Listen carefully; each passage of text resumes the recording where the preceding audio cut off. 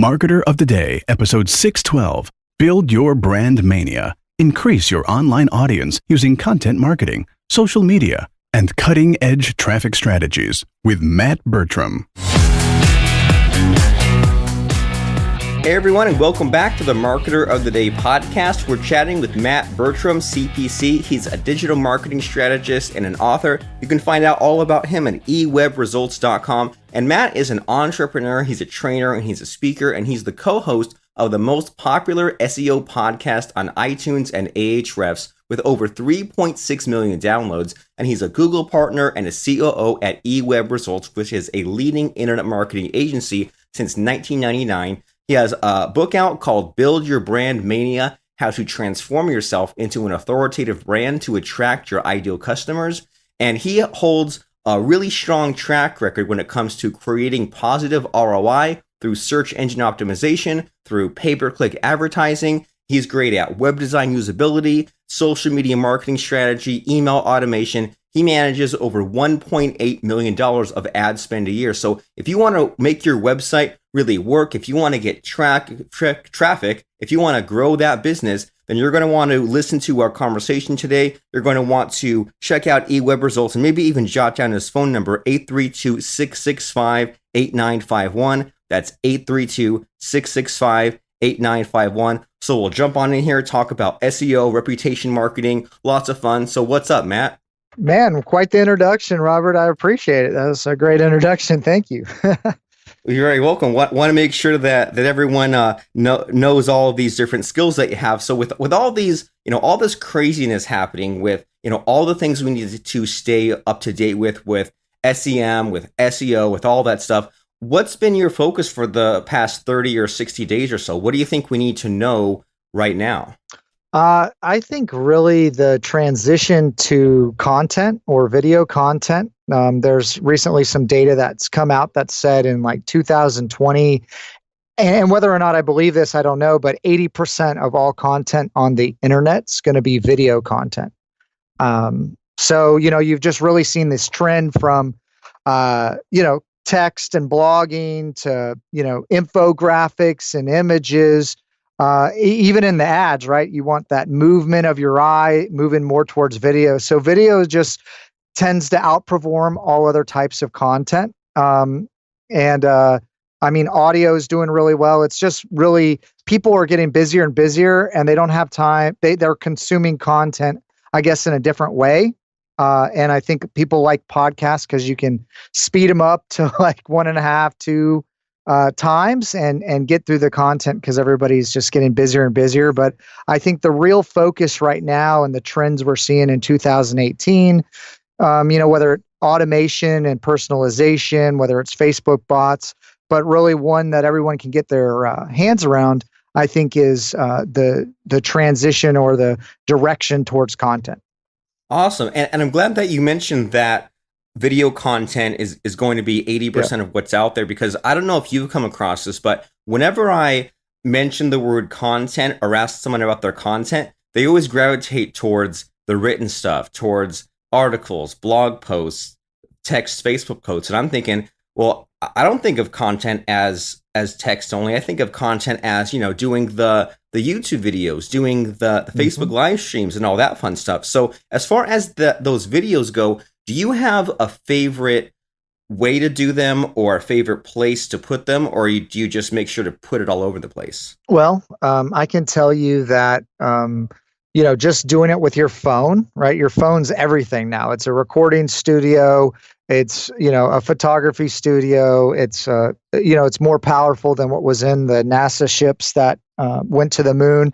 I mean, you have everything in the palm of your hand. I think that genuineness as well, I think, what's the data?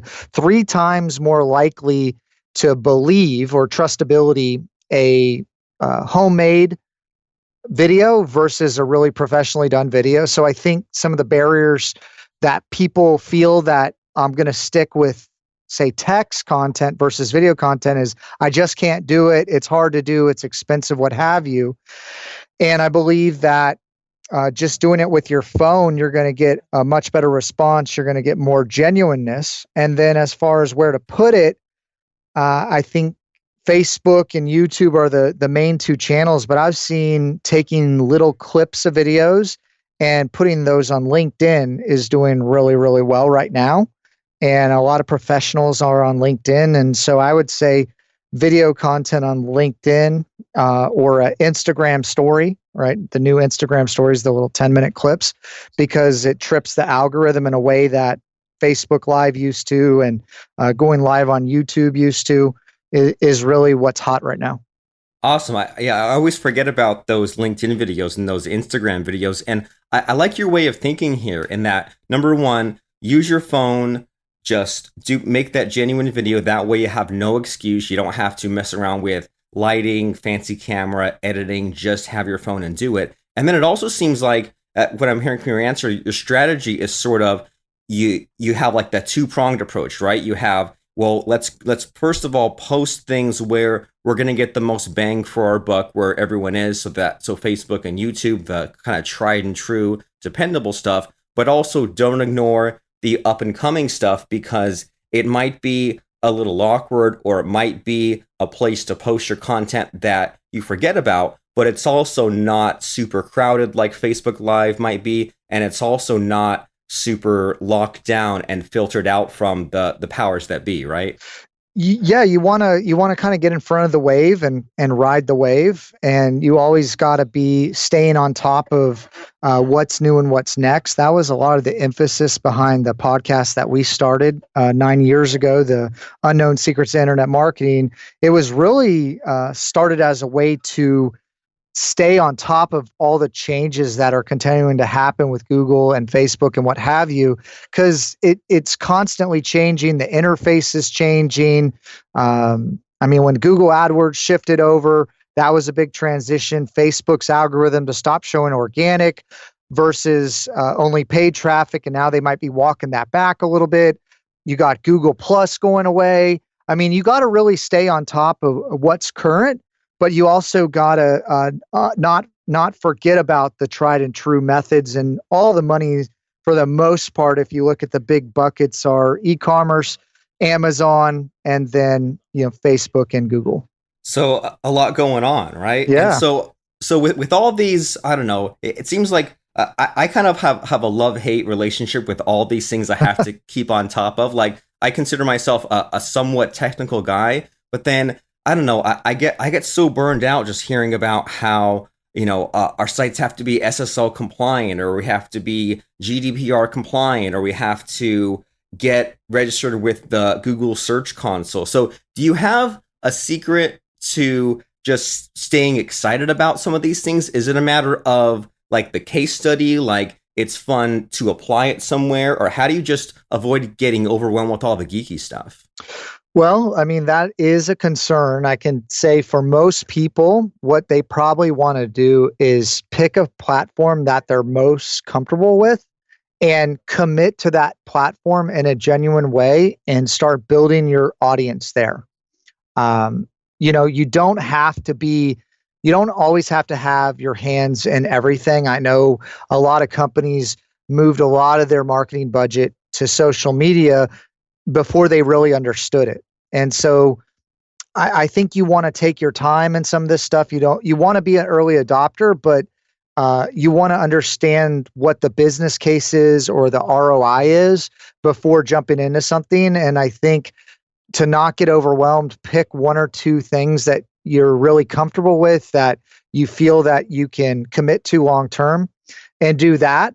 As far as us goes, we do have a large team, and we have experts for different things, and no one can be an expert at everything. But I can tell you, I think that there's a curiosity there with everyone on my team, and me especially, that want to see what's next and want to see how to incorporate that into our current strategy. I can tell you, when the Google Beacon came out, we got one in the mail, and we were like, what is this? And then a couple of our clients pretty quickly after that started asking us the same thing. And so we did a bunch of research, and we did a podcast about it, and we were totally open, saying, hey, we haven't really used this before setting it up for us, but these are the ways you can do it. And from that, we started setting up a few car dealerships to create goals when someone crossed the showroom floor, or you could get them where they sit in the car. And I think it's really fun when you have a really strong foundation to see what kind of things you can bolt on or add to your existing strategy to make it better, and to kind of do that one extra thing that not everybody else is doing to get that little bit of an advantage. And I would just say if there's people out there that are getting overwhelmed, it really doesn't hurt to focus on your core competencies and hire an expert to help you in that area. I mean, I think that's just what I hear a lot is I'm overwhelmed. I have to do all these things, or if they're a micro business and they're having to wear so many different hats. If it makes sense and you can see the business case and ROI for it, outsource some of it, hire a third-party agency, hire an expert to do those type of things, but also, show but verify, or there's some kind of quote out there that that's related to that. But make sure you have the right person, that you know what they're going to be doing, have some kind of concept in it, but focus on your core competency and let the experts and what they're experts in handle it is kind of the biggest recommendation I could give to your audience. Awesome. Trust but verify, right? I think that's Ronald Reagan. Yeah, that's what it is. Trust but verify. Yep. Cool. So, all right. So, yeah. So what you're saying is, and so if someone out there is saying, oh, well, I've got to be on Google Places, I got to be on LinkedIn, I got to be on Yelp, I got to be on Facebook, you're saying just pick the one or two that you're already familiar with, comfortable with, that excite you. And so that way you're going a mile deep, you're not going an inch deep in all these different places. And then when something cool comes along, like a Google Beacon or Amazon Echo or something like that, then you can add on to that, and you don't necessarily have to learn it all yourself. You don't have to be the jack of all trades. You can hire someone to just do these one or two things for you. And that might even be better, right? Because that way they do this all day long. They're looking at your business from the outside in, and they can more create that message or create that content or do that targeting that you yourself as the business owner wouldn't even know to do, right? Because you're not necessarily this digital marketer, and you might not have a finger on the pulse of what those customers want from the outside looking in. No, I think that those are some great points. I just want to emphasize, make sure there's a business case for it, and make sure that it's bringing you ROI. I mean, I'll give you one really new example. I mean, we didn't invest a lot in Google Plus, but there's a lot of people out there that did, and now it's going away completely. So all that work, all whatever it is, I don't know how it's all going to end up, but it's completely going away. So you don't want to be on just one platform or put all your eggs in one basket, but also, what was the business case for that? I mean, people were spending hours and hours and hours sharing different circles, liking people, following people, posting different stuff for the quote unquote SEO benefit that you're getting out of the, multiple ranking factors. How much was that ranking factor worth? And was it worth the return on investment of your time? For some people out there, it was.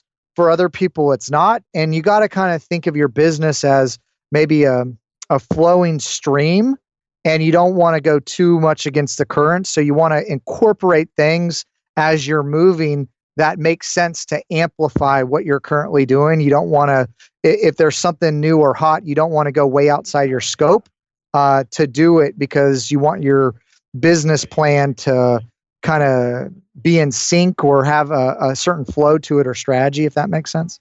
Yeah. And I think this was in your book, that you always hear about how people geek out too much about the metrics, right? About how they'll play around on Google Plus and say, well, look, I got 15 pluses, or I made this Facebook post and I got 70 likes. And it's like, well, it's great that you have that number, but how does that actually translate to your goals and what you want, right?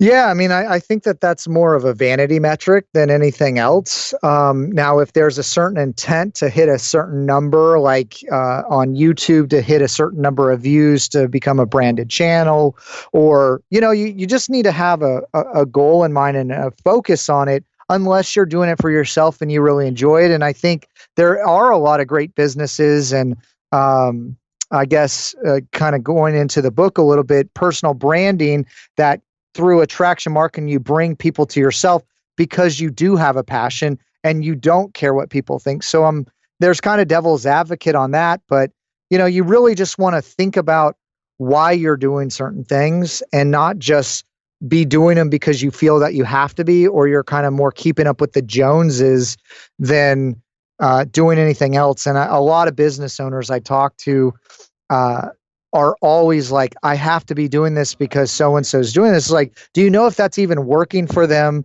Is it working for you, or is it stretching you too thin? So you got to just, tune out all that noise and focus on what's really going to impact your business. So that's a funny way of looking at it, that there's business A that doesn't really know what they're doing, and they're cranking along trying to look good. And then business B says, ooh, look at business A. They must be doing really well. I'm really jealous. I want to just copy what they're doing. That's not really getting them anywhere, but it's just for the vanity purposes. So you mentioned this whole idea of personal branding and attraction marketing. So can you unpack that a little and tell us what that is? Well, some of the emphasis behind writing the book was, one is a lot of clients that we deal with are in the service-based industry, whether it be a lawyer, a plastic surgeon, an electrician, a plumber, what have you, that trades on their name. It could be also a salesperson, a network marketing person, a real estate agent. And they would come to us and they would say, hey, I'm really trying to build a personal brand. I've done a lot of research on it. I've tried this, I've tried that. It's not really working. And again, they're trying to piecemeal some different strategies together in not a consistent or coherent way. And really that comes from not having a strong foundation in internet marketing and what all the different tools in the tool belt are. And so I was getting this question a lot. And in our consultation call, and then in our next step consulting call, I was doing a lot of education on how all these pieces fit together and how you would build that. And also, I think that I come from a place where I can be an authority on that and speak from that, because we got 20-something people on our team and I have no salespeople. So we're supporting all those salaries. We're growing a business, and we're not using salespeople or the traditional methods to bring clients to us or to close new business or bring on new customers. We're doing it all through content generation, through brand building, through content marketing, ads, all the different tools. So we're leveraging internet marketing. We're drinking our own Kool-Aid. And that's how a lot of these clients are finding us, because we got clients all across the US, even around the globe. And I thought I was a good person to speak on that, on what's working for me, what's working for clients. And that seemed to be the big question that everybody wanted to know is, how do I brand myself? How do I drive leads or business online? And, in this new economy, that's where it seemed to all be going. And I felt somewhat like a broken record, repeating myself over and over again. And so I started putting together a blog sequence or a blog series on this, and it became so robust that I said, hey, I'm just going to put together a book on this that I can give to somebody as a foundational piece that they can read before they give us a call, or if they're trying to achieve certain things, because a lot of my time was spent explaining that, and it's a lot more cost effective for them to read it in a book than to pay for a consulting session. And if they get more advanced beyond the book, we definitely have the podcast. So, the Unknown Secrets of Internet Marketing has been going on for about 9 years. This is our 9-year anniversary, and we go into some really advanced stuff. So I wanted to have a resource out there that was explaining in the lay terms what internet marketing is or what SEO is without getting into all the jargon, if you will.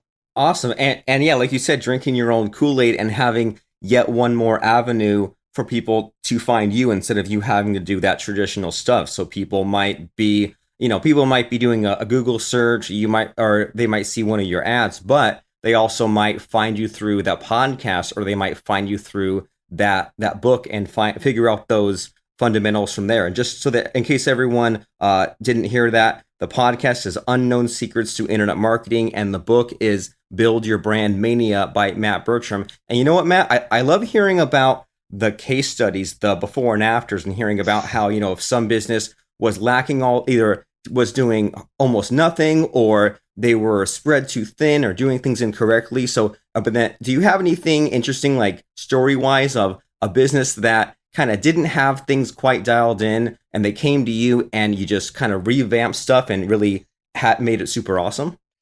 Yeah, I have tons of those stories, and I think that that's the really great thing about being a full service internet marketing company is we get to see all these different niches and how people are doing things and how to maybe cross apply different things that we're learning.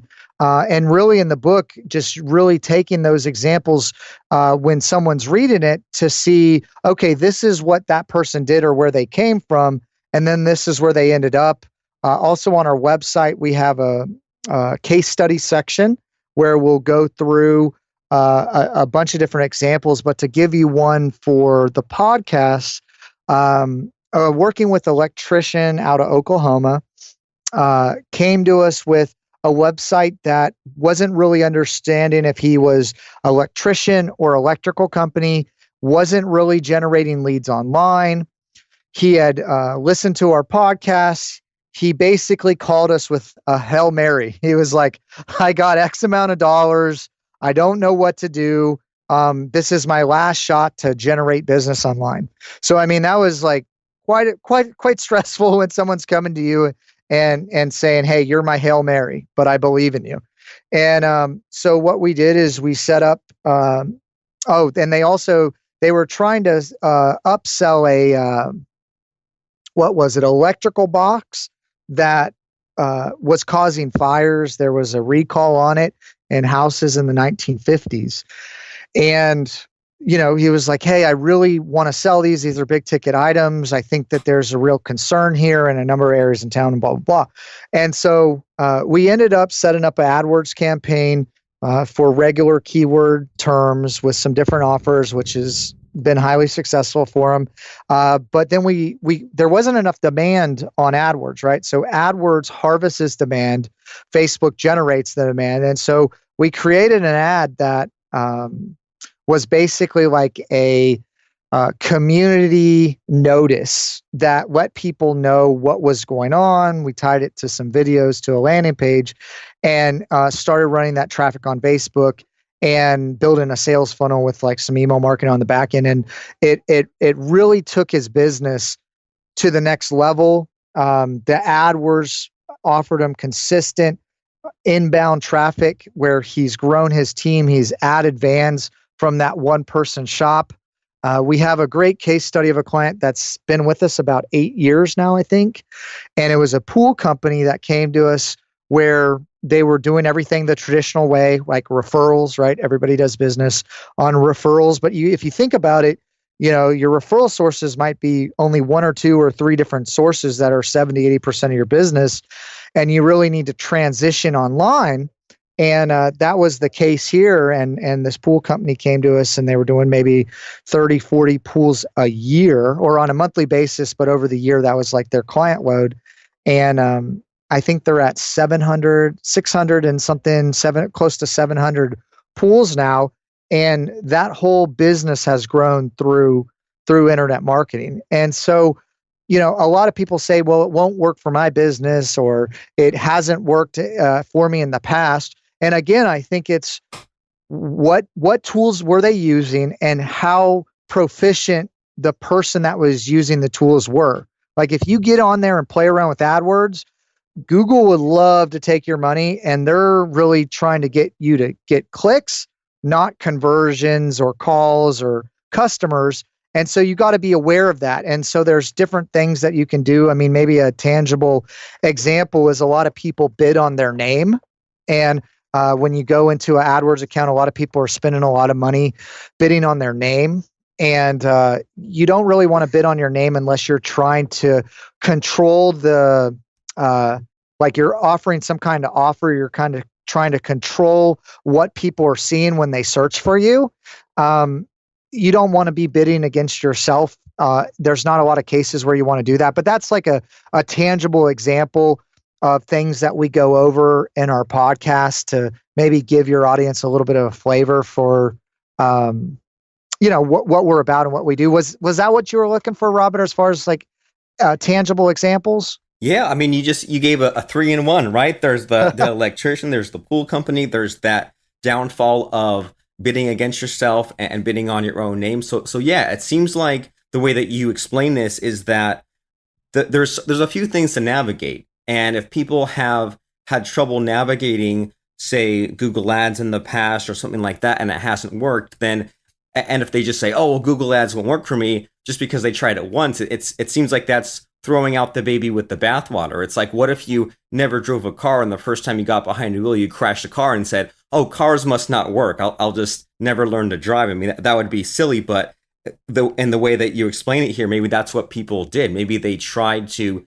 figure out the ads themselves, or maybe they hired the wrong person and then they didn't have the results they wanted, but that's not a reason to throw out the whole entire tool or give up. They just need to go about it differently. Yeah, no, I think that's a great analogy, throwing out the baby with the bathwater. And I think a lot of people, because the industry doesn't have a lot of transparency and it's sort of a black box, people have gotten burned, and there's a lot of people out there that are doing some nefarious things. And that's one of the real things that we try to do and gear ourselves as an educational company and create that transparency so people not only get the value that they're looking for, but they understand what's happening. And a lot of times when the client's better educated, they know their business better than we do, and we can help them take their marketing to the next level, or go, hey, this idea might work. Now, and a lot of people are calling us about all kinds of different industries, and we haven't worked in all of them. We've worked in a lot of them. But like, there's always new stuff popping up. We just really did well for a water company that's, I don't know if you're getting these little water filter things on your door that are like, hey, check out if you have clean water or hard water. That it's kind of something that's new that's popped up that was getting sold door to door, and a company came to us wanting to take it online. And again, that's a really good thing to hit on, is that the internet in itself is just a vehicle of how people are already transacting or doing things already. Like AdWords is just bandit signs. Facebook is just a big, party, networking party. Email was snail mail, right? Maybe instant messenger is replacing mail. People are looking at news on different platforms, but they're still looking at news, right? And so you want to really look at internet marketing as a tool and understand what's worked for you in the past. Like, if referrals have worked for you, 84% of referral is people view it as equal to, a testimonial is 84% of people view a testimonial equal to a referral from a personal friend. And, driving testimonials, having video testimonials, having those things shared on social media is the same thing as giving someone a referral. I mean, how often, if you see a funny picture, you have a funny link, do you not send it to a friend, or you share it with them? And that's why like viral videos do so well. And that sort of thing is, people are still people, and people still are doing the same things. Just with technology, they might be doing it in a different way. Super cool. That's a really good insight. That, yeah, it's not like the internet is this thing that just came out of nowhere and invented all these new things. It just evolved all the things that were already there and made them more efficient. And also, it's not like the people on the internet just didn't magically exist before. That they were always around, but there's just a better way of going about things. And that's it sounds like that's a really good way to make this whole process less scary. If some of these businesses out there, if they're afraid of getting more into the internet marketing and the advertising, then it would be a good idea for them to look at what worked well for them in the past because there's probably an online equivalent of what they've already had success with. Absolutely. I mean, I think it's the internet's, what is it, 20 something years old. It's still a teenager. It's continuing to evolve. Things are going to continue to change. And you just really want to figure out how to incorporate the internet into how you're doing business on a daily, weekly, monthly basis. I mean, I remember when the internet started, no one wanted to put in their credit card information online. Everybody was afraid of that. And then everybody read every email, right? Like, and getting an email was so cool. And the open rates were through the roof.